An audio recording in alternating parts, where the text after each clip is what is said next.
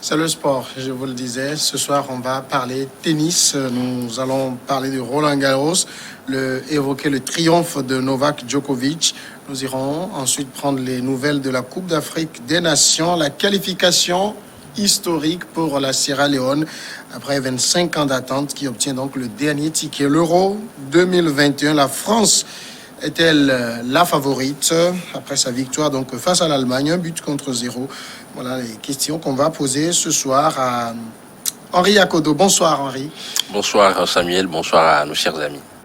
On parle donc du tennis pour commencer. On évoque Roland Garros. Le tournoi donc est arrivé à son apothéose il y a quelques jours avec le sacre de Novak Djokovic, pourtant mené 2-7-0 face au Grec Stefanos Tsitsipas, le numéro 1 mondial, s'est offert dimanche à Paris son 19e titre de Grand Chelem au terme d'un nouveau match marathon 6-7, 2-6, 6-3, 6-2, 6-4. C'est dire, Henri Akodo, que c'était un match très laborieux pour Novak Djokovic. Le match a été âprement disputé.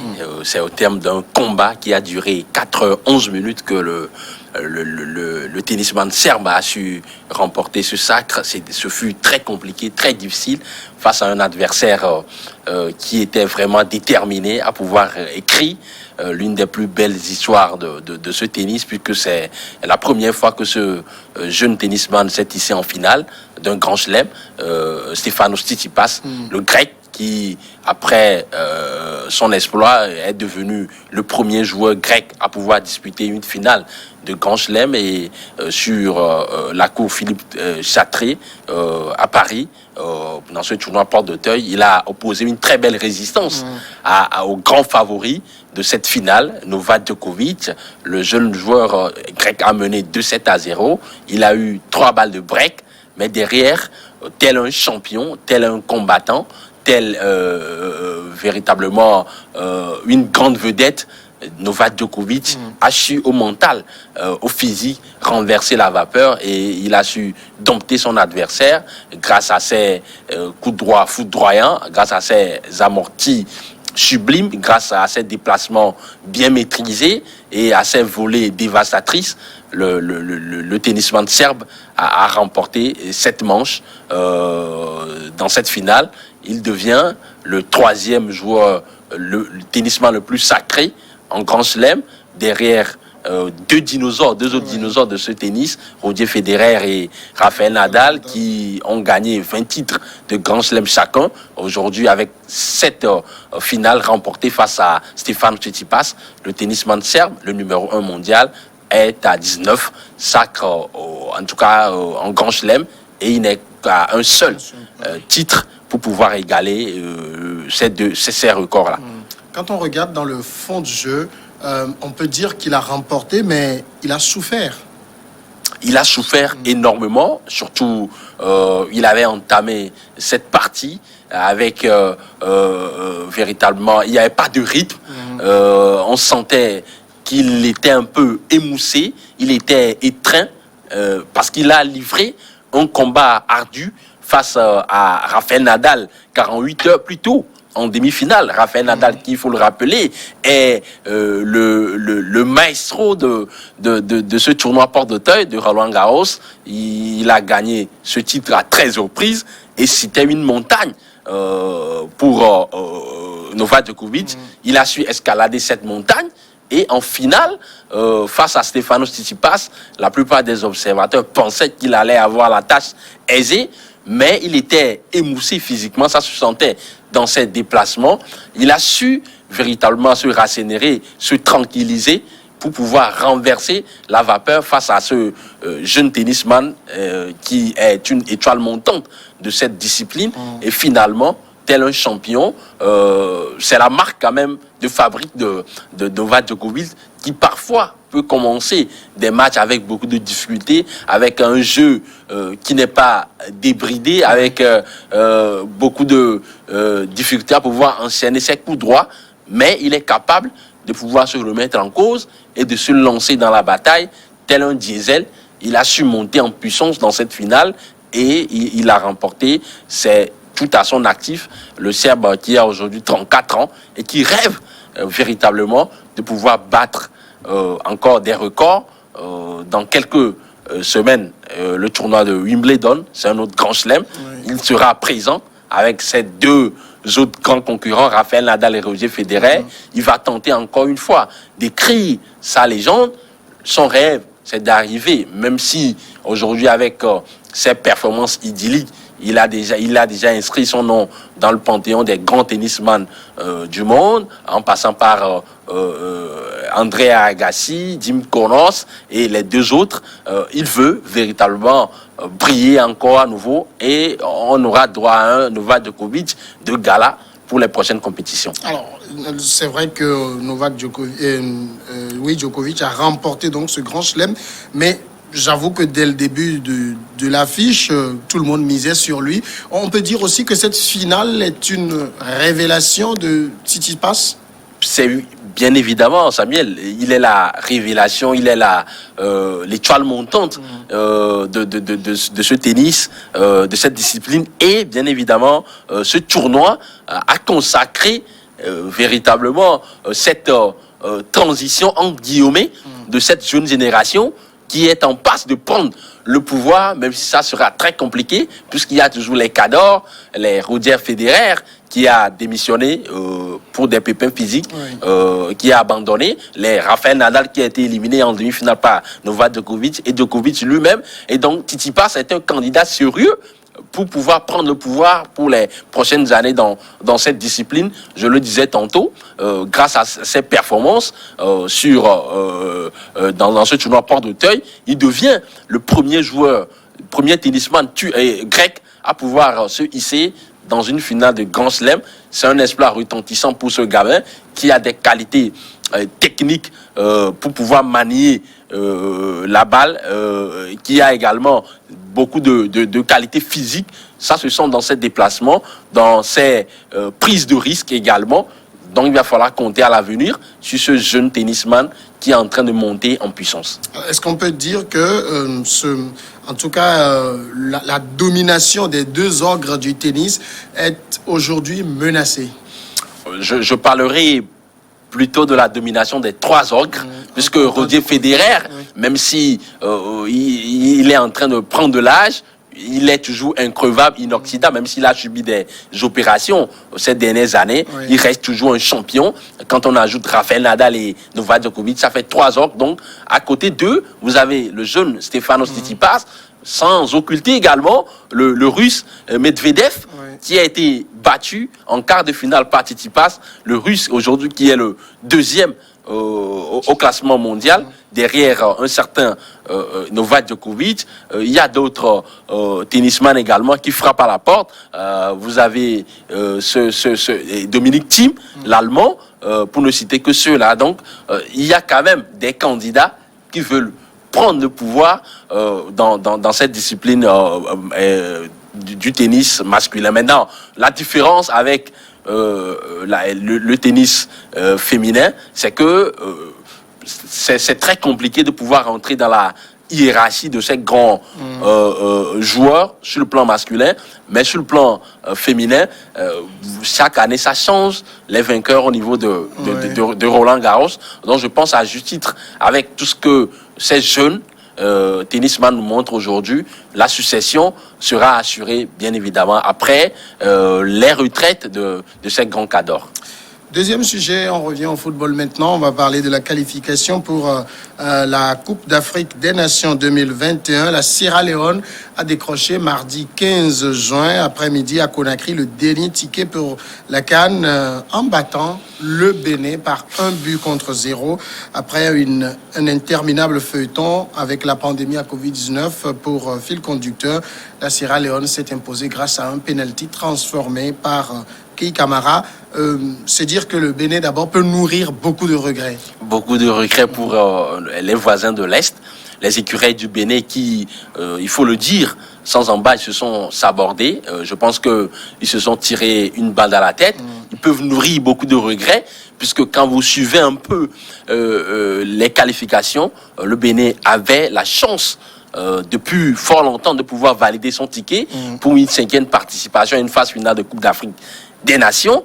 mais le Bénin n'a pas su saisir sa chance et patatras face à cette formation sierra-léonaise. La fois dernière au stade Lansana Conté de Nongo à Conakry, ils ont perdu cette ultime bataille et aujourd'hui, quand vous lisez un peu la presse béninoise, quand vous interrogez un peu les confrères béninois, quand vous suivez un peu, en tout cas, les agissements des supporters là-bas, c'est dire qu'il y a une grande déception qui anime ce pays, qui est un pays où vous avez des grands passionnés de football. Donc, véritablement, je pense que c'est un gâchis pour le Bénin, puisque dans cette poule, lors de la 4e journée, le Bénin avait joué face au Lesotho. Si le Bénin battait à l'époque le Lesotho, le Bénin devrait valider son ticket pour la qualification. Ça ne s'est pas fait, ils ont fait un match nul. Ils ont eu une autre occasion face au Nigeria. Lors de la 5e journée à domicile, le Nigeria validait sa qualification avant le coup d'envoi de cette rencontre. C'était au stade Charles de Gaulle de Porto Novo. J'y étais d'ailleurs. Et cette formation béninoise devrait, en tout cas, disputer un match nul pour pouvoir valider sa qualification. Ils étaient en train de faire un match nul 0-0 et dans les dernières secondes, Paul Onuachu, l'attaquant des Super Leagues, a envoyé un ballon dans les filets de ce gardien Sartuné à Lagbé et patatras. Le Bénin devrait voyager sur Freetown pour pouvoir valider sa qualification. Vous le disiez tantôt dans votre introduction, cette affaire de corona, des tests Covid qui ont amené la CAF à pouvoir annuler, reporter cette rencontre. Elle a été disputée le mardi dernier à Conakry, mais elle était prévue d'ailleurs pour le lundi, puisque c'était le lundi que cette rencontre était prévue, mais finalement, il y a eu encore des couacs au niveau des tests Covid. Les Sierra-Léonais qui ont contesté ces tests-là, puisqu'il y avait 6 joueurs Sierra-Léonais qui étaient testés positifs selon les rapports du médecin de la CAF.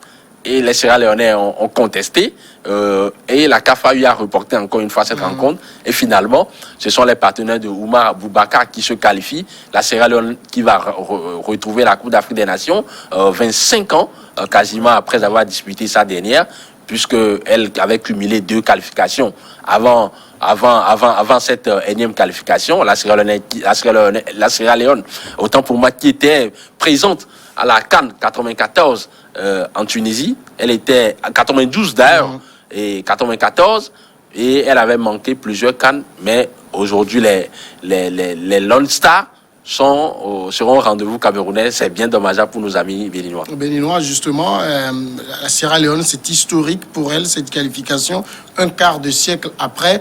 Dans le fond de jeu, qui dominait? C'était le Bénin, la Sierra Leone? J'ai suivi la rencontre avec beaucoup d'appétit.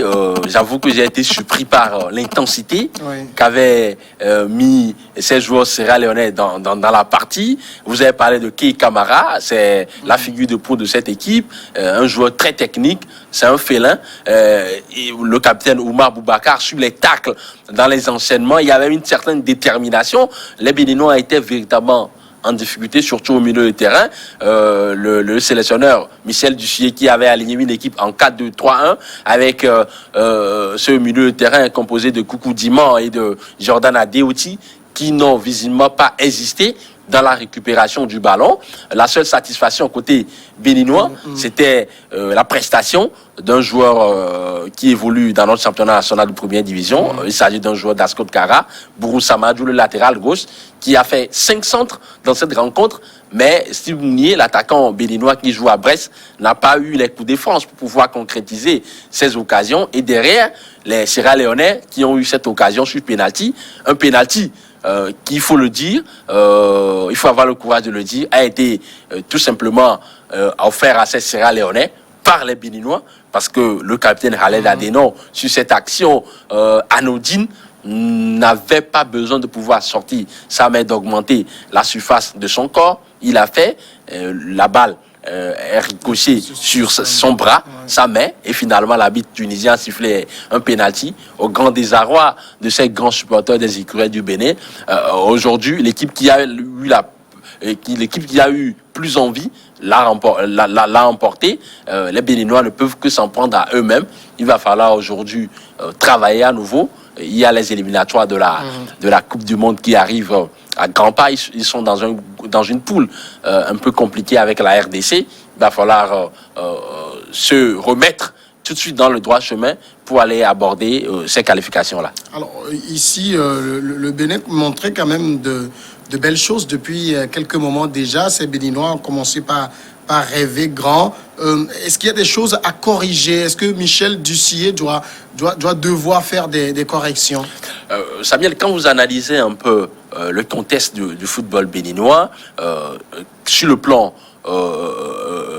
institutionnel et sur le plan juridique, et sur le plan politique, il y a une certaine volonté de pouvoir faire évoluer ce football béninois. La preuve, les différentes réformes entamées par le président Patrice Talon depuis sa prise de pouvoir en 2016, la charte de sport, vous avez quasiment des stades qui sont construits dans quasiment toutes les communes du Bénin.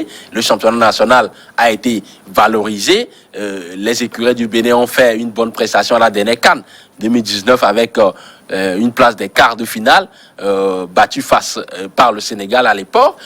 Mais derrière, quand vous regardez un peu le statut de cette équipe qui a fait cette belle campagne en Égypte lors de la dernière CAN, cette équipe, elle est assez vieillissante. Vous avez par ailleurs le capitaine Stéphane Sessegnon, qui ne faisait pas partie de l'équipe la fois dernière. Vous avez Emmanuel Imourou, récemment, qui a pris sa retraite internationale. Vous avez des joueurs comme Jordan Adeoti, qui n'évoluent plus à un niveau intéressant. Aujourd'hui, vous avez Saturnin Alagbé, qui a fait des prestations en demi-teinte avec Dijon, d'ailleurs relégué en Ligue 2 française. Donc, c'est dire que entre l'équipe béninoise qui a fait cette belle prestation lors de la dernière CAN en 2019 et celle qui a disputé ces éliminatoires, le niveau, en tout cas, n'était plus le même parce que les joueurs, sur le plan individuel, véritablement ont baissé d'ardeur, ont baissé de talent, bien évidemment, l'ont baissé de niveau et cela a rejailli négativement sur les prestations de cette équipe. Donc, il va falloir régénérer à un premier niveau l'effectif de cette équipe nationale. Vous avez des jeunes joueurs comme les Jérôme Bonou, les jeunes joueurs comme les Tidiane Anan, qui aspirent également à une place de titulaire dans cette sélection. Il va falloir leur donner leur chance. Il va falloir également trouver cette misture-là entre ces jeunes qui veulent prendre la main et les anciens, notamment les Steve Mounier, les Khaled Adeno, pour pouvoir construire une sélection solide qui puisse faire face à ces adversités. Sinon, il y a quand même de la matière, il y a une certaine volonté politique. L'essentiel, c'est de trouver un peu l'équilibre nécessaire pour bâtir une équipe soudée, solide. Je pense qu'avec cela, les Béninois pourront revenir très fort. Est-ce qu'avec cette élimination, la question de l'avenir de Dussillet se pose? Elle se pose avec acuité. Et quand vous écoutez un peu les analyses des confrères béninois, c'est vrai que quand vous êtes éliminé à chaud, vous avez des réactions qui ne sont pas souvent lucides, mais aujourd'hui, clairement, quand vous analysez un peu les choix qui ont été opérés par Michel Dussillet, il y a des choses qu'on peut lui reprocher, notamment le fait de n'avoir pas pu faire confiance très tôt à cette jeune garde, les Tidjanana, les Jérôme Bonou, et il a toujours essayé de pouvoir évoluer avec son équipe habituelle, même si ils ne évoluent plus dans un grand club aujourd'hui. La plupart de ces cadres-là sont toujours présents. On peut lui reprocher ces genres de choses, mais la réalité est qu'aujourd'hui, quand vous analysez un peu dans les grands championnats européens, ils sont combien de joueurs béninois évolués dans ces grands championnats? Ils ne sont pas nombreux. Donc ça voudrait dire qu'au niveau de la formation, il y a un problème qui se pose également. Je parlais tantôt du cadre institutionnel qui est bien établi. Il va falloir, sur le plan technique, travailler énormément sur la formation, mettre en place les championnats des jeunes. C'est également la même problématique par rapport à notre pays, le Togo, pour pouvoir tirer le meilleur de ces jeunes joueurs qui vont pouvoir constituer la sélection nationale. Donc aujourd'hui, Michel Dussillet, dans l'histoire du football béninois, je pense qu'il est le meilleur sélectionneur, puisqu'il a déjà amené le Bénin à 2 fois à une Coupe d'Afrique des Nations, en 2010 en Angola et en 2019 en Égypte. C'est vrai que parfois, ça sent la fin d'un cycle, mais on peut toujours compter sur cet entraîneur expérimenté qui a donné beaucoup de choses à ce football béninois-là. Dernier sujet maintenant, on va parler de l'Euro 2021 qui se joue actuellement. La France est-elle la favorite, en tout cas, pour son entrée en compétition? La France a réussi à battre l'Allemagne 1-0. Mais Henri Akodou, j'ai envie de dire que quand j'ai regardé un peu après le match, un peu le point sur ce match, l'Allemagne a dominé de bout en bout. Elle a dominé de bout en bout sur le plan de la conservation du ballon, sur le plan de la maîtrise. Mais le football, c'est l'efficacité. Ouais. Le football, c'est le pragmatisme. Le football, c'est d'être réaliste dans les 16 mètres 50 offensives et dans les 7 mètres 50 défensives. Sauf chose qu'elle n'a pas pu faire, cette sélection allemande. Et à l'opposé, la sélection de l'équipe de France a su bien maîtriser ses temps faibles et ses temps forts. Et le résultat est là aujourd'hui. La France qui est rentrée avec beaucoup de motivation dans cette compétition et qui fait une très bonne entame en remportant cette rencontre 1-0. Je dirais que l'équipe qui a la plus, en tout cas, maîtrisé ses temps forts et ses temps faibles, c'est celle-là qui a gagné, c'est l'équipe de France, tout naturellement. Alors, Paris a joué, Paris a gagné. L'équipe de France. Oui, l'équipe de France, ouais. pardon. Ouais. L'équipe de France a joué, l'équipe de France a gagné. C'est une victoire quand même, parce que c'est un but contre son camp aussi. Hein. Non, c'est un but contre son camp, mais Samuel, quand vous regardez un peu le match, les situations franches ont été à l'actif de cette formation de l'équipe de France. Au-delà de ce but marqué contre son camp par Mats Hummels, vous l'aurez vu, il y a deux autres buts qui ont été refusés pour une situation irrégulière de hors-jeu, des situations qui étaient c'était assez limite. Vous avez vu les déboulés de Kylian Mbappé sur les côtés, l'occasion de Adrien Rabiot, la balle qui est allée ricocher sur le montant gauche droit de Manuel Neuer. Donc, toute cette situation prouve à suffisance que cette équipe de France a mis du rythme, ils ont mis de la volonté, ils ont été efficaces dans les moments clés de la rencontre et c'est à juste titre qu'elle remporte aujourd'hui cette rencontre. D'ailleurs, même quand vous voyez le but marqué contre son camp par Mats Hummels, il a été tout simplement poussé à la faute. Oui. Vous avez un enchaînement de passes dans les espaces réduits et l'orientation de jeu de Paul Pogba à l'extérieur pour retrouver un certain Lucas Hernandez sur le flanc gauche. Il a centré instantanément de manière forte. Et si Mats Hummels n'intervenait pas, il y avait qui derrière? Kylian Mbappé qui pouvait reprendre ce ballon.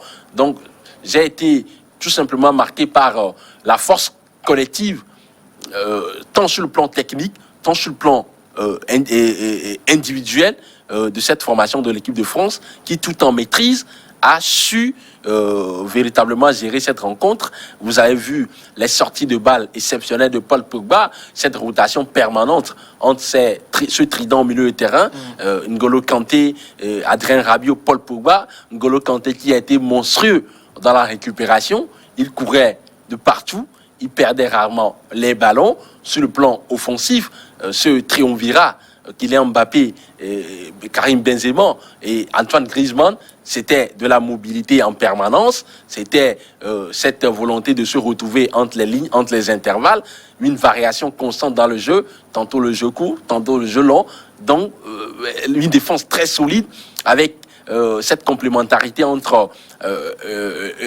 Presley Kipembe et Raphaël Varane, l'un tantôt en couverture, l'autre dans l'anticipation, les deux ailiers sur le plan défensif, notamment les deux latéraux, Benjamin Pavard côté droit et Lucas Hernandez côté gauche, sur le plan offensif, ont apporté énormément. Dans le jeu sans ballon, ils ont bien défendu. Donc, tout cela a concouru à ce que cette équipe de France batte l'Allemagne pour la 5e fois de suite. En tout cas, dans ce temps de Munich, c'est bien dommageable pour l'équipe d'Allemagne. Mais la France a en tout cas envoyé un signal fort à ses autres concurrents. La France n'a donc pas volé sa victoire. Elle n'a pas volé sa victoire, tout simplement parce qu'elle a fait preuve de beaucoup de solidité défensive, beaucoup de créativité dans l'enjeu. Elle a su profiter de certains errements de la défense allemande quand vous avez dans votre équipe une constellation de joueurs qui sont très forts sur le plan individuel, une escouade très talentueuse, vous ne pouvez que vous en réjouir. Didier Deschamps a su mettre les ingrédients nécessaires et ces joueurs ont tout simplement matérialisé tout le bien qu'on pensait d'eux. De là à en faire un favori, est-ce que le pas est vite franchi? C'est un favori naturel. La France, championne du monde, finaliste de la dernière édition de l'Euro. La France qui a en son sein des talents exceptionnels, Kylian Mbappé, Karim Benzema, Antoine Griezmann. Au milieu du terrain, c'est de la qualité. Vous avez le récent champion d'Europe qui a gagné la Ligue des Champions, N'Golo Kanté. En défense, c'est solide quand même avec Raphaël Varane et Presnel Kimpembe qui n'ont pas pu encaisser de but face à cette formation allemande qui a eu des difficultés sur le plan offensif à pouvoir trouver ces joueurs phares. Donc, à ce niveau-là, on peut dire sans embâche que cette équipe de France, elle est favorite pour pouvoir aller engranger un 3e Euro pour la France après celui de 84, remporté par les Platini, les Didier Six et autres, celui de 2000, remporté par cette belle génération de Didier Deschamps, d'ailleurs sélectionneur, Zinedine Zidane. Et en tout cas, c'est le défi pour cette équipe de France, mais à côté, la belle équipe sur le papier, la belle équipe sur le terrain n'est pas forcément celle qui remporte une compétition.